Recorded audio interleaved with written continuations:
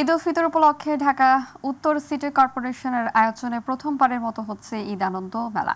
সেখানে আছেন আমাদের সহকর্মী জাহিদ আহমেদ বাবু। মেলার সর্বশেষ খবর জানতে সরাসরি যাচ্ছি তার কাছে।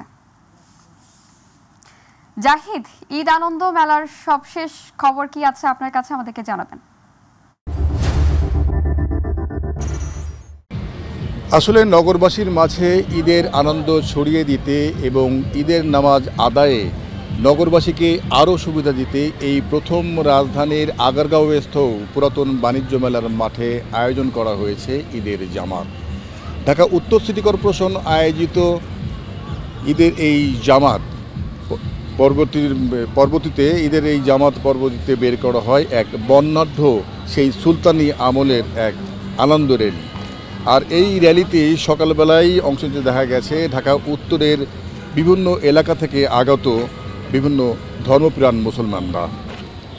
শুধু তাই নয়, এছাড়াও ঈদের আনন্দকে আরও সুশোভিত করে তুলতে ঢাকার উত্তর সিটি কর্পোরেশনের বাংলাদেশ চীন মৈত্রী সম্মেলন কেন্দ্রে প্রাঙ্গণে আয়োজন করা হয়েছে একটি দুদিনব্যাপী এই আনন্দ মেলা 2025।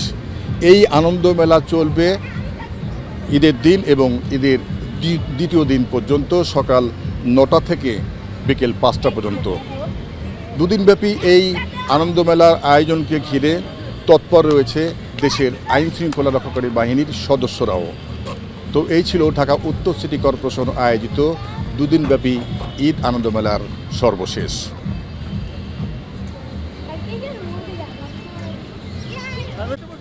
জাহিদ, আপনাকে ধন্যবাদ।